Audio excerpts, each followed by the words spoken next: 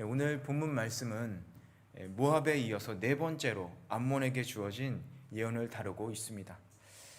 암몬은 아브라함의 조카 롯 그리고 그의 둘째 딸 사이에서, 즉 근친 상간을 통해 태어난 아들 베남미를 조상으로 하는 민족이죠. 암몬은 이스라엘과 혈연적으로 매우 가까울 뿐만 아니라 거주지도 요단강 동편에 위치한 갓 지파의 동쪽에 거주하면서 혈연이나 또 지역 특성상 이스라엘과 아주 근접한 위치에 있었습니다. 그러나 암몬은 이 형제국인데도 불구하고 이스라엘하고 이렇게 친하게 지냈어야 되는데 그러지를 않았죠. 끊임없이 도발을 하고 적대 행위를 일삼았죠. 또 자신들의 세력 확산을 위해서 주변 나라와 손을 잡고 또 강대국의 수에 들어가서 이스라엘에게 횡포를 부렸습니다. 결국 암몬은 하나님에 의해 심판을 받게 되고 또 모압과 함께 바벨론에 의해서 멸망하게 되죠. 그 예언이 시작되는 것이 바로 오늘 말씀입니다. 1절 말씀을 보니까 암몬 자손들에 대해 여호와께서 이렇게 말씀하셨다라고 기록되어 있습니다. 이 앞으로 예언되는 말씀은 인간의 말이 아니라 전지전능하신 여호와의 말씀임을 선언하는 것이죠. 이처럼 예언의 주체가 여호와임을 밝히는 것은 이 예언이 반드시 이루어질 것을 강조하기 위해서입니다. 하나님의 말씀은 반드시 이루어집니다. 할렐루야. 이 전지전능하신 하나님의 말씀이기 때문에 하나님께서 하신 말씀은 반드시 이루어지는 것입니다. 계속해서 1절을 보니까 이스라엘이 아들들이 없느냐, 이스라엘이 상속자가 없느냐, 왜 말감이 갓을 차지했느냐, 왜 그의 백성이 그 성읍들에 살고 있느냐, 이렇게 말씀하고 계십니다. 이 말씀은 이스라엘의 상속자가 있는데도 불구하고 말감이 갓을 빼앗았다, 갓지파의 땅을 빼앗았다라는 것을 의미합니다. 여러분 아시다시피 이 고대 근동에서는 자녀나 상속자가 있는 경우에 다른 사람의 기업을 빼앗아서는 안 됐습니다. 하지만 암몬은 하나님께서 기업으로 주신 그 갓지파의 땅에 하나님의 합법적인 상속자 이스라엘 백성들이 있었음에도 불구하고 그들의 땅을 암몬 족속은 빼앗은 것이죠. 암몬이 하나님의 백성의 기업을 빼앗은 행위는 그 땅을 이스라엘에게 주신 하나님의 절대 주권에 도전하는 행위와 같았던 것입니다. 여기서 말감은 모압의 우상 그모스를 의인화시킨 것처럼 의인화시킨 우상 몰렉을 말합니다. 우상을 의인화시켜서 그 우상들이 이스라엘을 침략한 주체인 것처럼 묘사하고 있는 것이죠. 암몬이 저지른 죄악된 행위는 결국 우상 숭배와 밀접한 관련이 있음을 이 말씀을 통해서 암시하고 있는 것입니다. 여러분 아시듯이 이 몰렉에게 인신제사가 드려졌던 것 아실 것입니다. 자신의 자식들을 몰렉에게 바쳤죠. 레위기 18장 20장에서 언급한 대로 하나님께서는 이것을 가증스러운 것이라고 말씀하셨습니다. 그리고 이런 행위를 한 자들을 엄하게 다스리셨죠. 여러분 그 큐티 생명의 상 왼쪽 하단에도 써있듯이 이 몰렉 숭배는 솔로몬 왕 때부터 요시야 왕 때까지 계속해서 있었습니다. 이스라엘 안에서. 열왕기하 16장을 보면 유다의 아하스 왕은 자신의 아들을 불속을 걷게 하는 것을 볼 수 있습니다. 몰렉의 축소판이라고 얘기를 합니다. 그렇다면 왜 이들이 몰렉에게 자신의 자녀를 제물로 바쳤을까요? 왜 산제물로 자신의 사랑하는 아이들을 주었겠습니까? 이 몰렉을 숭배하는 것은 전쟁에서 승리하기 위해서였습니다. 전쟁에서 승리해서 자신들의 평안과 번영을 누리기 위해서인 것이죠.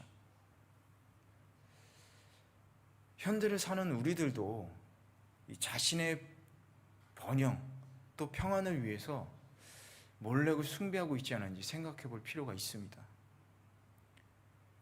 또 하나님을 섬긴다고 하면서 몰렉도 섬기고 있는 그런 변질된 믿음을 갖고 있지 않은지 우리는 생각해 봐야 하겠습니다. 이기복 교수님은 낙태는 현대판 몰렉이다, 몰렉 제사다, 이렇게 말씀을 하셨습니다.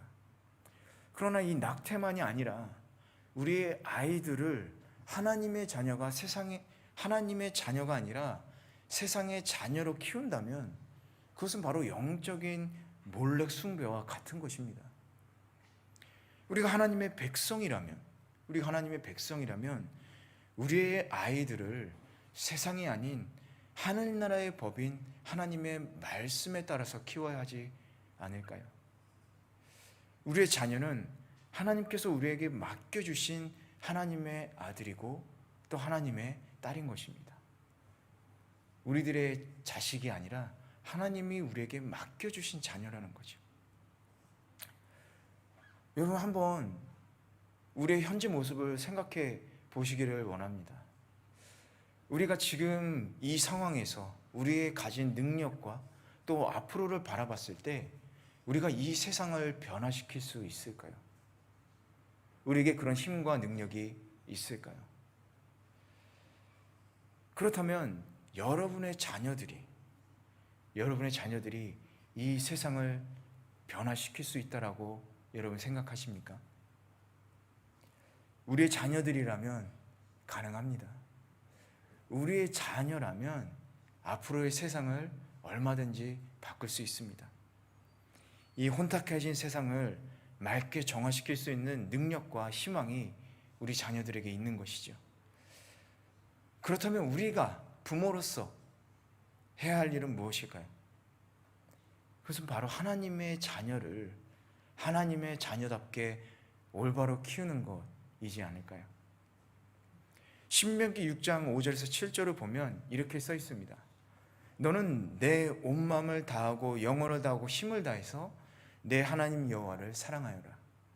내가 오늘 너희에게 주는 이 명령들을, 이 말씀을 내 마음에 새겨 너희 자녀들에게 잘 가르치되 너희가 집에 앉아 있을 때나 길을 걸을 때나 누울 때라도 일어날 때 그들에게 말해주라.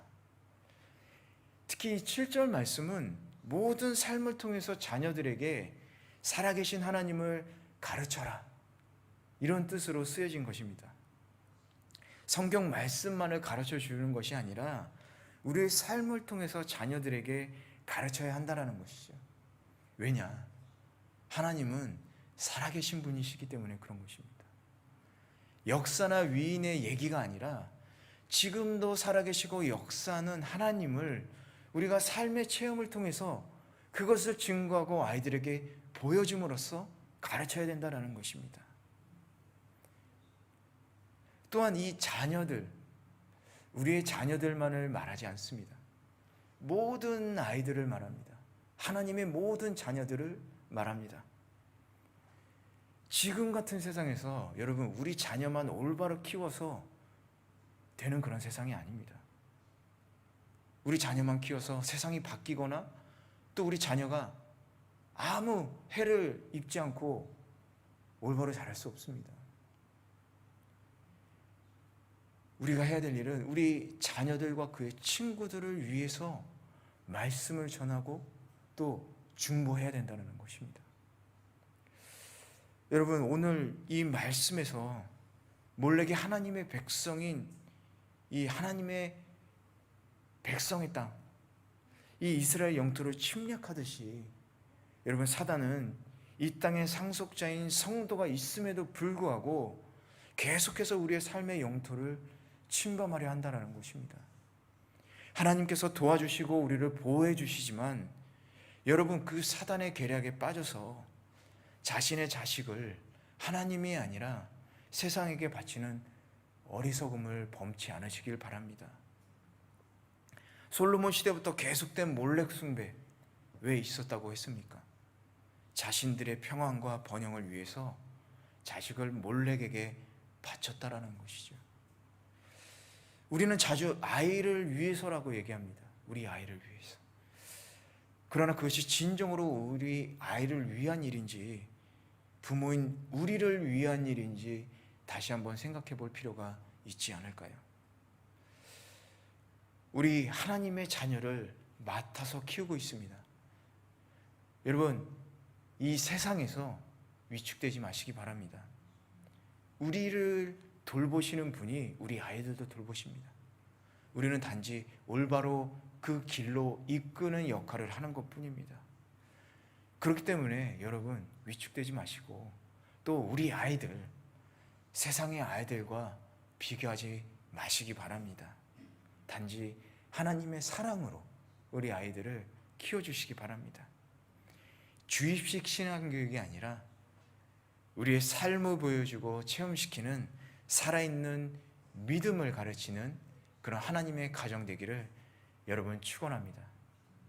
하나님께서는 하나님의 자녀된 성도들에게 하늘나라의 기업만이 아니라 이 땅 가운데서도 상속자의 권리를 주셨습니다.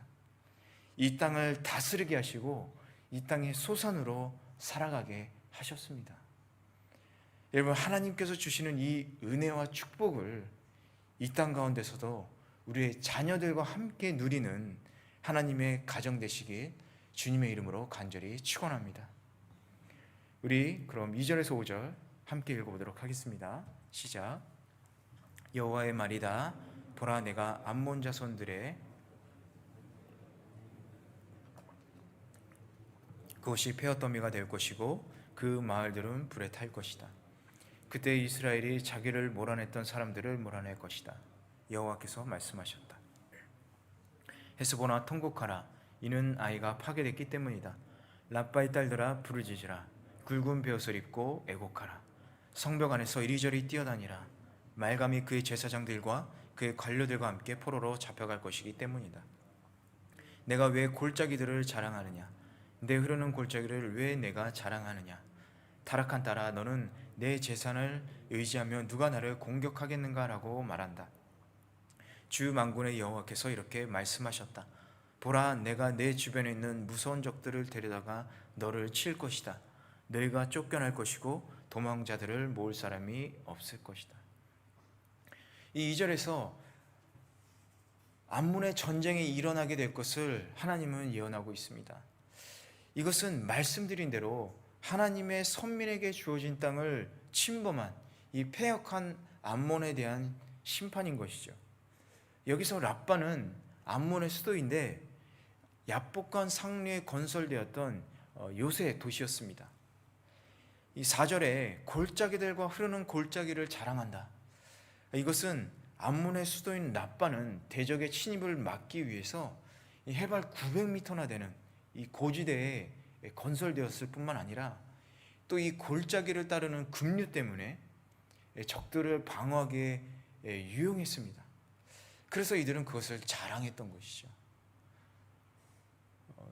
여러분 아시다시피 예루살렘 성은 예루살렘 성도 고지대에 건설되었습니다.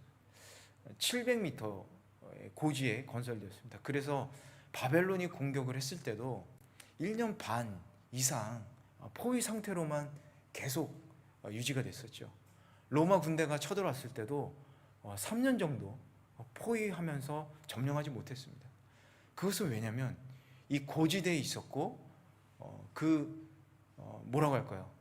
둘러싸서 식량이나 물을 공급을 차단하려고 했지만 그것이 어려웠던 것입니다. 이 더 높은 곳에 있고 또 물의 공급이 가능했던 이 암몬의 도시가 쉽게 공격당하지 않는다고 그들은 자부하고 있었던 것입니다. 그래서 2절에서 하나님의 징계의 말씀이 주어졌지만 이들은 회개해서 돌이키기는커녕 오히려 자신들의 군사적인 방어 능력, 이런 경제적인 능력만을 믿었던 것이죠. 그러나 아무리 요새를 하더라도 하나님의 심판을 피할 수는 없습니다. 주 만군의 여호와께서 이렇게 말씀하셨다. 보라, 내가 내 주변에 있는 무서운 적들을 데려다가 너를 칠 것이다. 너희가 쫓겨날 것이고 도망자들을 모을 사람이 없을 것이다. 여기서 적은 바벨론 군대를 말합니다. 바벨론은 BC 586년 예루살렘을 함락한 후에 암몬을 공격해서 BC 582년에 이 수도 라빠를 완전히 함락하게 됩니다. 주 만군의 여호와께서 말씀하셨기 때문에 반드시 이루어진다는 것이죠. 3절은 심판받은 암몬의 모습을 5가지의 명령어를 통해서 나타내고 있습니다. 5가지 명령. 첫 번째는 통곡해라. 두 번째는 부르짖어라. 세 번째는 굵은 배 옷을 입어라. 네 번째는 애곡해라. 마지막은 뛰어다니다 라는 것입니다. 이 표현들은 전쟁으로 마을이 피해를 입고 바벨론의 공격으로 많은 사람들이 죽거나 다치게 될 것을 암시합니다.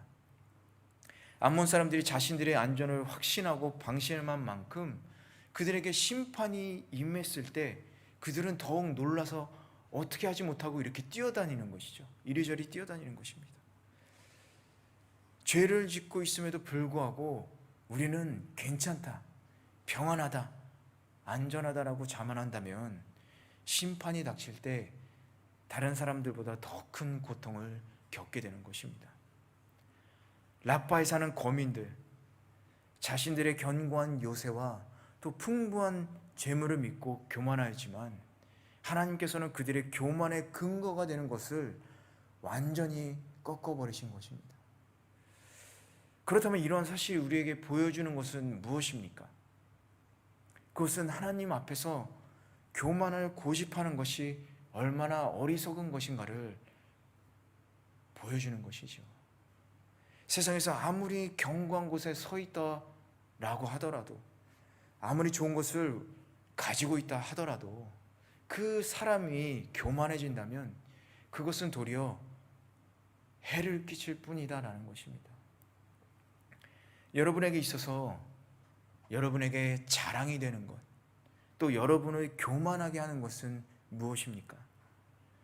지식과 직업, 가정과 경험, 재력이나 백그라운드입니까? 그렇다면 여러분에게 가장 자랑이 되는 것으로 여러분은 반드시 넘어질 것입니다. 탈무드를 보면 이렇게 써 있습니다. 교만한 자는 어떤 경우에도 하나님과 같은 편에 설 수 없다. 즉 무슨 얘기냐면 교만한 자는 하나님의 편이 아니라 적대하는 자로 자기를 세운다라는 뜻입니다. 어떤 사람이 아무리 많은 물질을 소유하고 있다라고 해도, 또 아무리 강한 권세를 가지고 있다라고 해도, 훌륭한 명예와 학식을 지니고 있다라고 해도 하나님께서 그를 적으로 생각하신다면 그의 재산, 권세, 명예, 학식이 유익이 되겠냐라는 것입니다. 하나님의 심판으로부터 그가 가진 모든 것이 지켜줄 수 있을까요? 유명한 설교자 제임스 보이스는 이런 얘기를 했습니다. 죽음이 사람에게 있어서 최후의 원수인 것처럼 교만은 우리 내면에서 멸망시켜야 할 최후의 죄이다. 이렇게 얘기했습니다.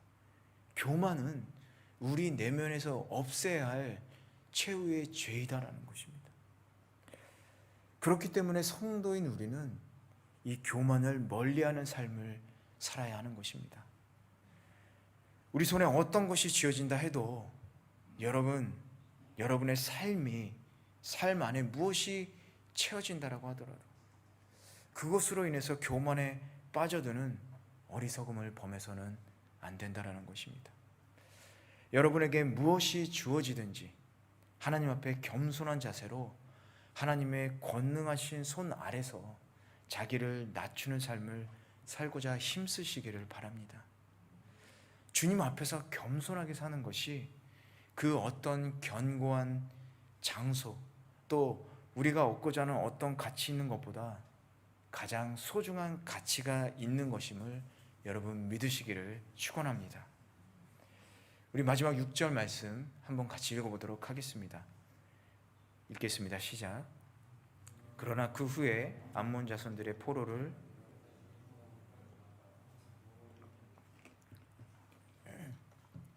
일본의 이 희귀병을 알아서 시력을 점점 잃어가는 한 소년이 있었습니다. 부유한 집에 태어났던 터라 유명하다는 병원도 다 다녀보고 검사를 받았지만 이 어떤 의사도 병의 원인이나 치료 방법을 찾아내지 못했습니다. 만나는 의사들마다 기적이 일어나지 않는 한 치료 방법이 없다는 말만 들었습니다. 소년을 너무나 아꼈던 이 부모님은 절을 다니면서 삼천배를 하고 또 비싼 부적을 잔뜩 샀습니다. 나중에는 구슬하고 점쟁이를 찾아다녔지만 결국에 소년의 시력은 잃게 되었습니다.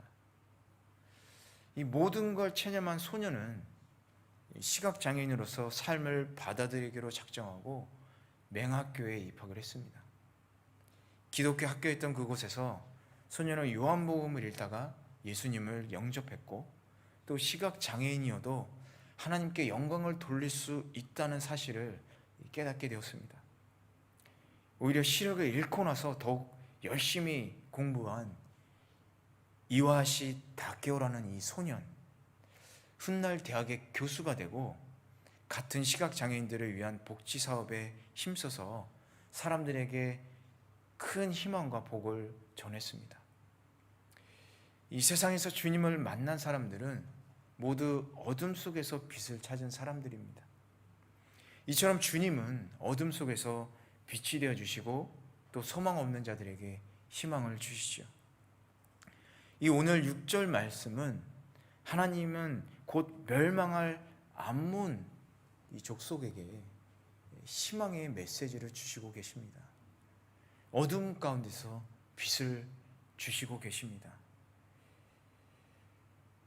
이처럼 인류를 향한 하나님의 뜻은 결코 멸망이 아닙니다. 죄인들이 하나님의 심판을 받을지라도 회개하고 돌이키는 자들에게 구원의 은혜를 베푸는 것이 하나님의 뜻인 것이죠. 하나님께서는 지금 암몬에게 회복이라는 희망의 메시지를 주고 계시는 것입니다. 그리고 이 메시지는 오늘 이 말씀을 읽고 있는 저와 여러분에게도 주시는 하나님의 메시지인 것입니다. 하나님께서는 우리를 회복시키시기를 원하시고 더 많은 축복을 주시기를 원하십니다. 이 토마스 갈라일은 이런 얘기를 했습니다.